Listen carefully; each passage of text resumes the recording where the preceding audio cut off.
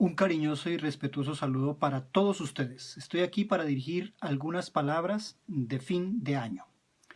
Como en los días del faraón. Esa gran historia registrada en los albores mismos de la muy conocida, poco ponderada y muy accidentada nación de Israel viene a mi memoria y me hace pensar que estamos viviendo en tiempos muy similares.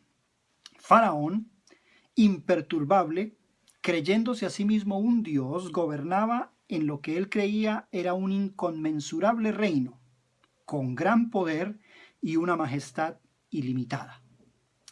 Pero justo en su época se cumplió el tiempo en el que el Dios creador del universo le cumpliría a su amigo Abraham el hebreo la promesa de hacer de su descendencia la bendición que alcanzaría a todas las familias de la tierra.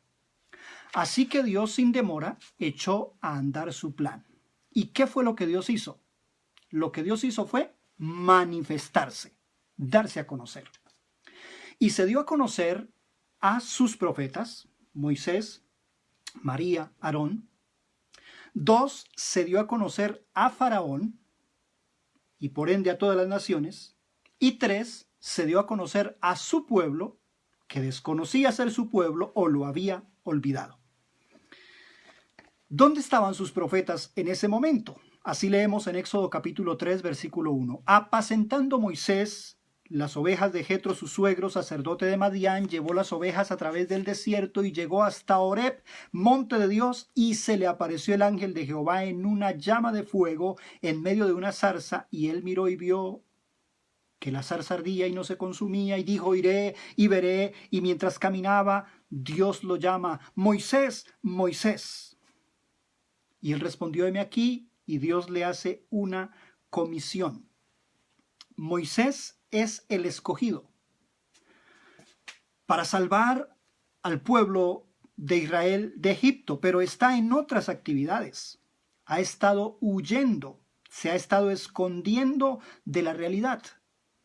No quiere saber nada de la triste y desdichada historia de su pueblo, Israel, pero mucho menos del faraón que lo está persiguiendo para matarlo. No obstante, Dios se le aparece y le dice, tú eres el elegido. Y Moisés recibe todo el mensaje, lo atiende, lo entiende, pero no lo acepta. Comienza a poner excusas porque Dios le está llamando y enviando directamente a rescatar a su pueblo. La primera excusa está en Éxodo 3:11. ¿Quién soy yo? Y Dios no le dice, no digas eso, tú eres un campeón, levanta esa autoestima, ánimo, tú puedes. No, Dios le dijo, yo sé que no eres nadie, pero yo iré contigo. Primera excusa rebatida. Segunda excusa, un poco profano y atrevido, Moisés le dice, dime tu nombre para que cuando mis contemporáneos y mis amigos me pregunten quién me envió, yo le pueda decir, fulano de tal me envió. Dios le responde, bien, yo soy el que soy. Dígales que yo soy, porque Dios no tiene comparación. Te envió, te encontró en el desierto y te envió a rescatarlos. Así que Dios le ordena en Éxodo 3:16 al 18, ve y reúne a mi pueblo y diles estas cosas. Y él da la tercera excusa, ellos no me van a creer. Por lo que Dios le dice, ¿qué tienes en tu mano? Una vara, lanza a la tierra, se convierte en serpiente y es tan violenta aquella serpiente que Moisés mismo corre delante de ella para no ser mordido. Pero como si fuera poco, Dios le dice, mete tu mano en tu seno, sácala, está leprosa, vuelve a meterla, sácala de nuevo, está sana. Por estas dos señales te creerán. Pero si no te creen, Éxodo 3:9, toma un poco de agua del Nilo, riégala sobre la tierra y se convertirá en sangre, y las aguas de todo el río se convertirán en sangre. Entonces te creerán. Como ya estuvo agotada todos los recursos, entonces Moisés le da la cuarta excusa en Éxodo 4:10 al 12 y le dice, Señor, no he sido hombre de fácil palabra, no me sé expresar bien. Y esto es un estorbo que considero importante que no me permite ir. Dios le pregunta, ¿quién le dio la boca al hombre? ¿Quién hizo al mudo y al sordo? ¿Quién hizo al que ve y al ciego? Ahora pues ve. Pero Moisés insiste en su quinta y última excusa, diciendo: Señor, te ruego que envíes a quien tengas que enviar, menos a mí. Éxodo 4:14. Dios, indignado, le concedió solamente un interlocutor, cuyas cualidades de orador eran insuperables, es decir, su hermano Aarón. Déjeme hacer la primera reflexión de esta oportunidad. Hoy, al igual que en los tiempos del faraón, los encargados de transmitir las buenas nuevas, podríamos decir los profetas, los naví, los proclamadores de las buenas nuevas para el pueblo de Dios, en medio de este Egipto y en medio del poder de faraón y de estas tinieblas y de esta oscuridad, están ocupados en otras cosas, persiguiendo intereses personales o de terceros. Están sirviendo a otros señores que no son el verdadero Dios del cielo, ocupados en quehaceres que nada tienen que ver con rescatar al pueblo de Dios de Egipto y de Faraón. Más bien le están enseñando a mirarlo como Señor, a tolerarlo y a sobreponerse al señorío de este Faraón y de este mundo.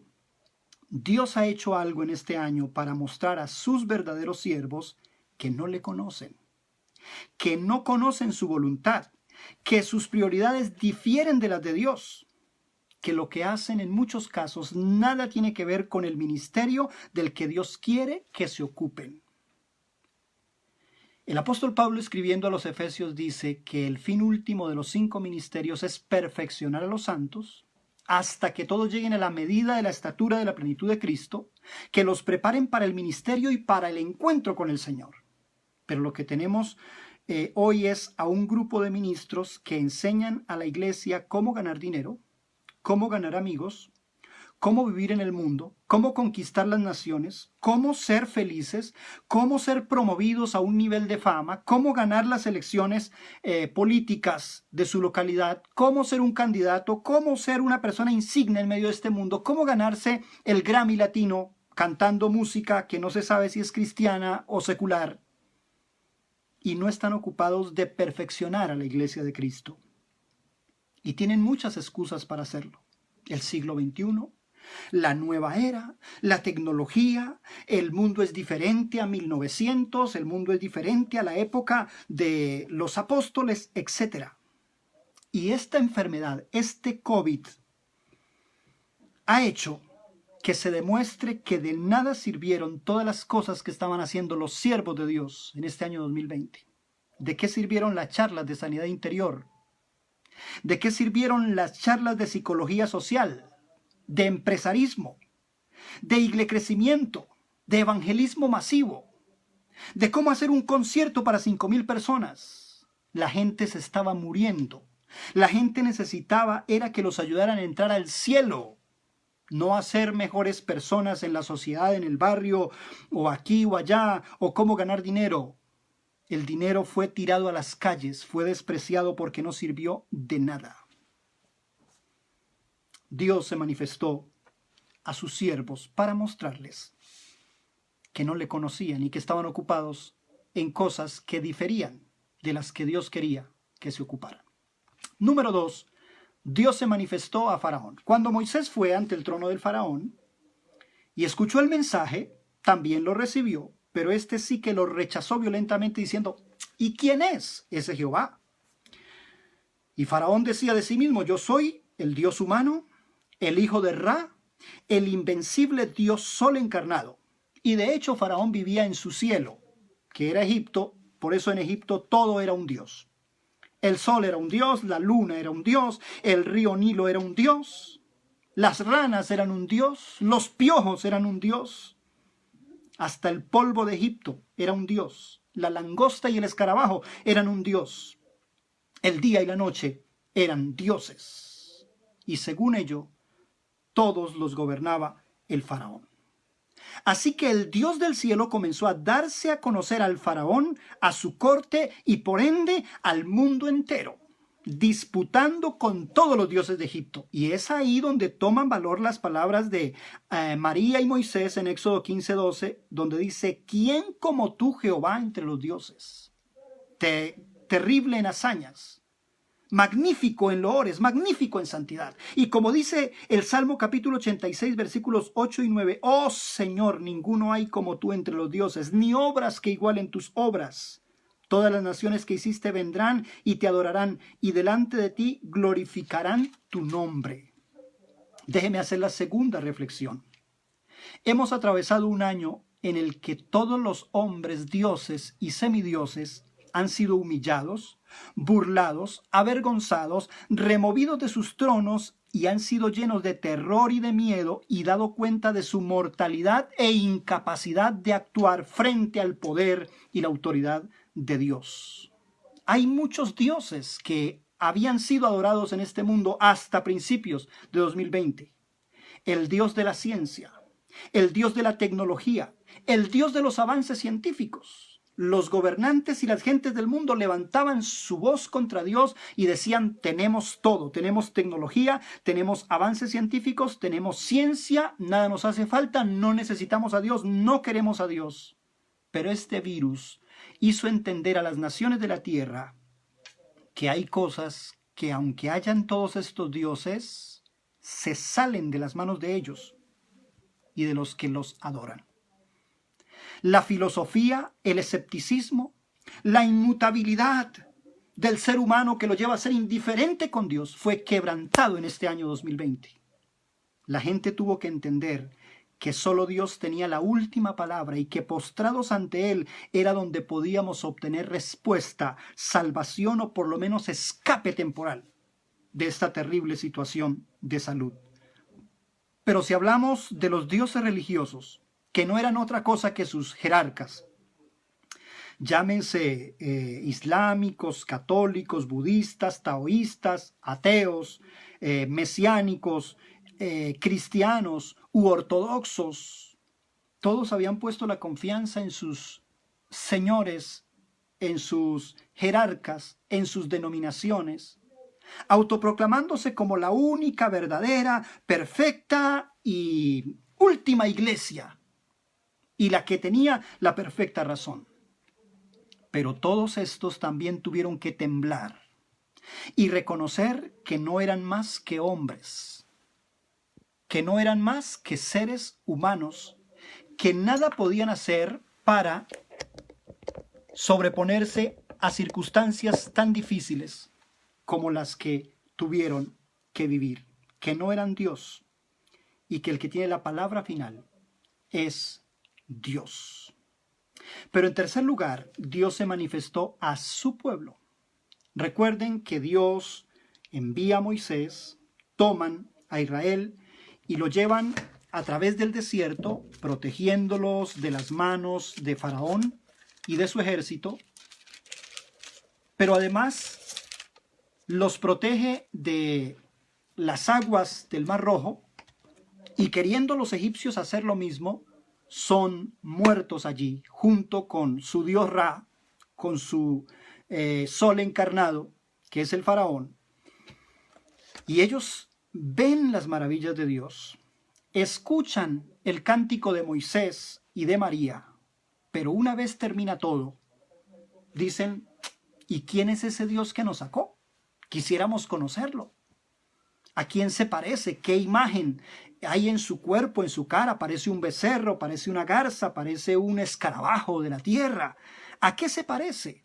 Es más, no faltaron pocos días para que comenzaran a acusar al Dios de Israel, al Dios que los había salvado, de equivocarse, de ser errático, de ser tirano, de quererlos matar en el desierto, de quererlos poner como burla de las naciones. Entonces Dios les anuncia que lo conocerán. Y así leemos en Éxodo capítulo 19.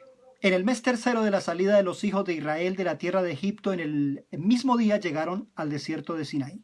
Habían salido de Refidín y llegaron al desierto.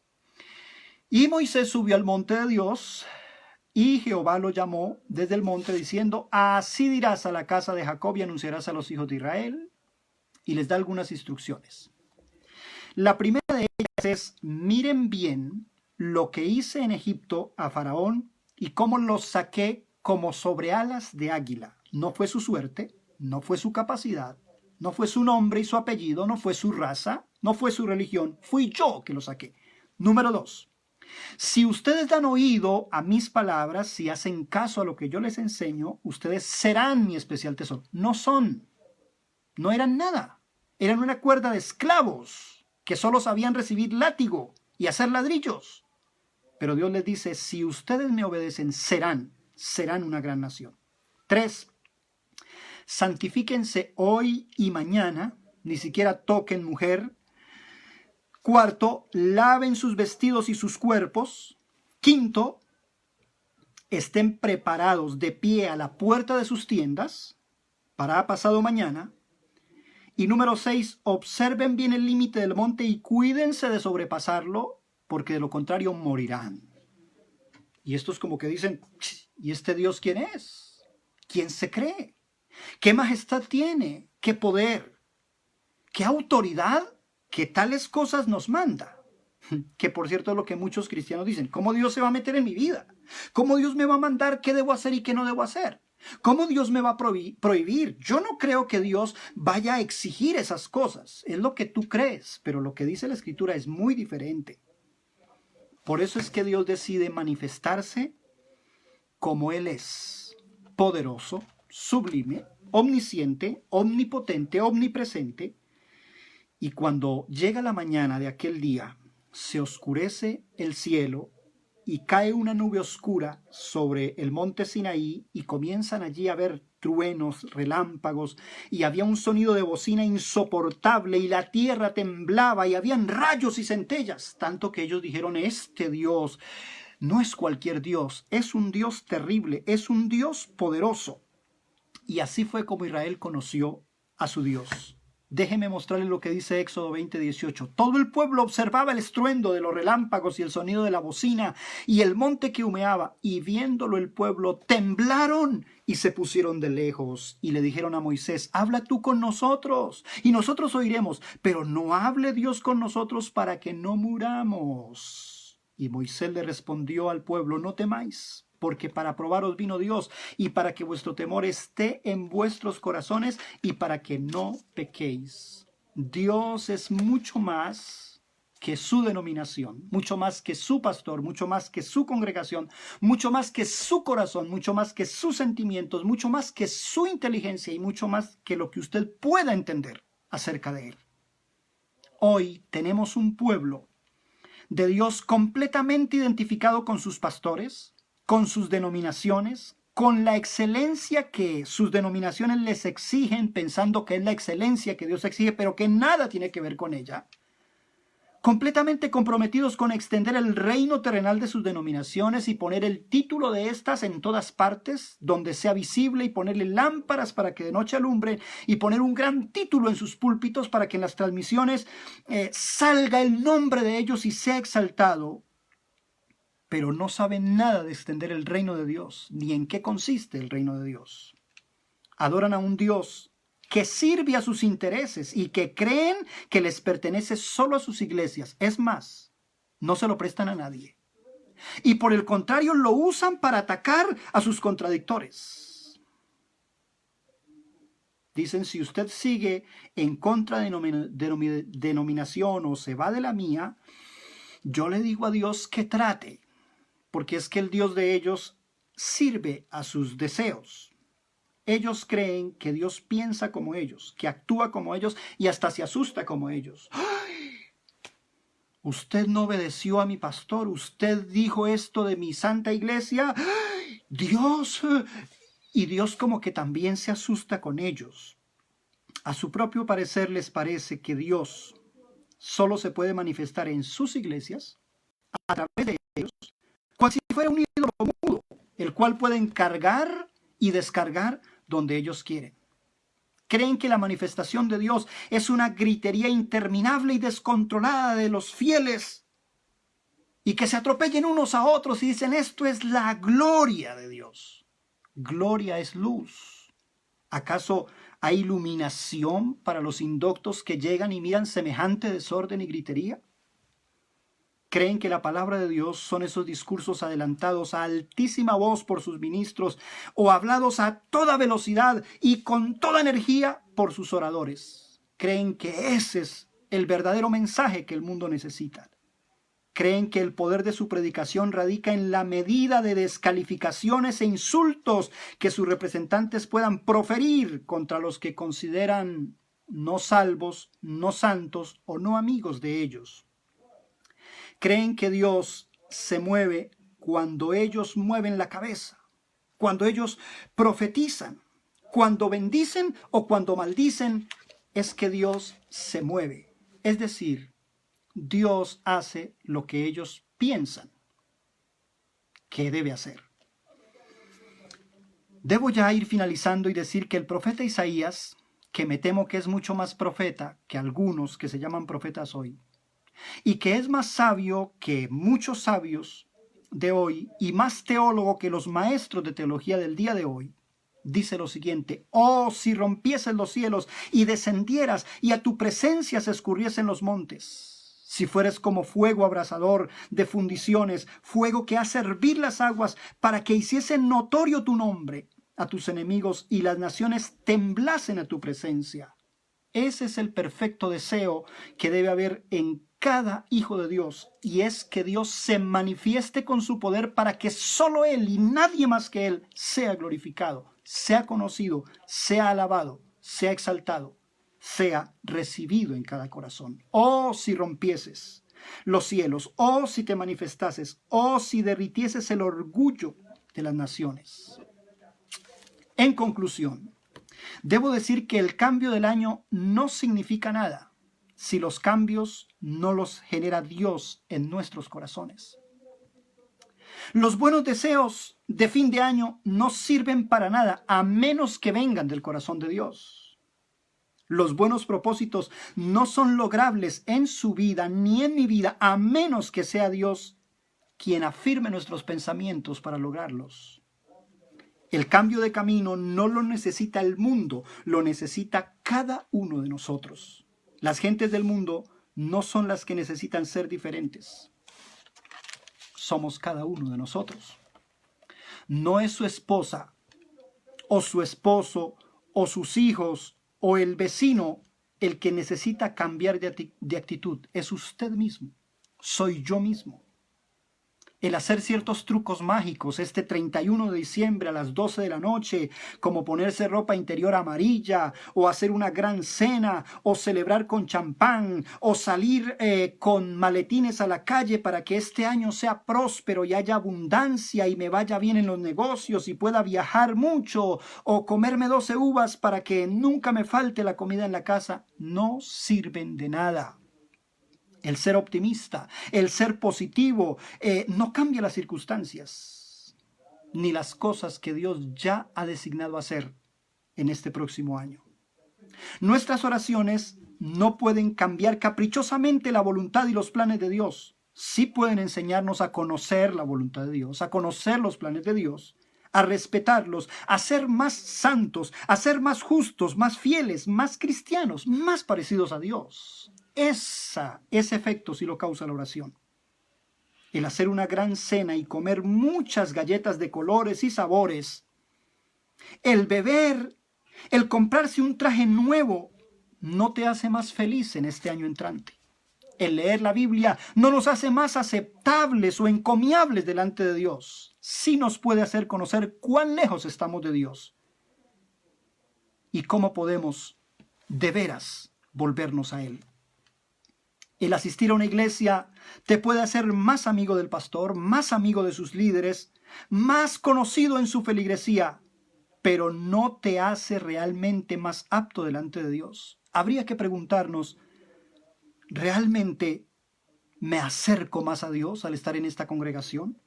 ¿Conozco más de Dios? ¿Soy más cristiano? ¿Soy más amable? ¿Soy más recto? ¿Soy más puro? ¿Soy más bueno como hijo de Dios?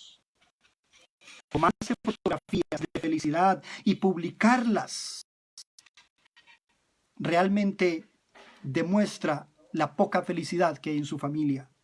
El fingir santidad y piedad solamente nos hace más hipócritas que los demás. El hablar demasiado de nuestros contradictores demuestra nuestras propias carencias y debilidades. Mi petición final, tanto para ustedes como para mí, para todos a quienes pueda llegar este video, es la que está escrita en Isaías capítulo 56 y versículo 7, esa promesa que Dios hace a sus hijos.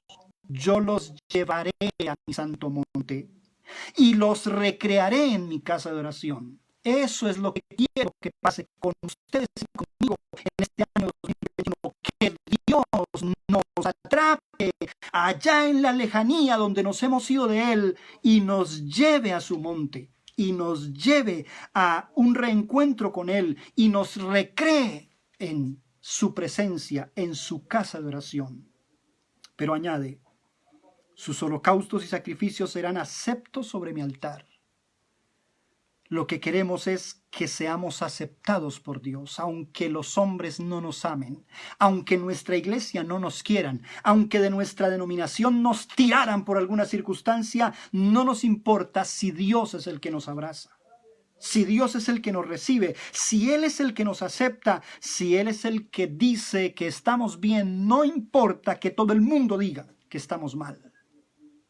Hoy hay personas tan preocupadas por agradar a sus autoridades, dicen ellos, a sus pastores, a los que dirigen sus iglesias, que me han dicho en voz altanera, aunque estén equivocados, debo obedecerles porque ellos son mi autoridad. Amigos míos, aquí a quien hay que obedecer es al Señor y a su palabra. Y de quien debemos buscar aceptación es de Dios y no de los hombres. Y a quien debemos obedecer es a Dios antes que a los hombres. Eso es un verdadero año nuevo, un año verdaderamente feliz, un año verdaderamente que vale la pena y que seguramente va a quedar escrito en la historia de nuestras vidas como el mejor año que vivimos. El año en que Dios nos rescató, el año en que Dios nos llamó, el año en que Dios quiso usarnos y quiso llamarnos para hacernos sus amigos, para llevarnos a su monte santo y para recrearnos en su presencia. Es el pastor Julián Méndez. Un abrazo para todos y nos vemos en la próxima vez.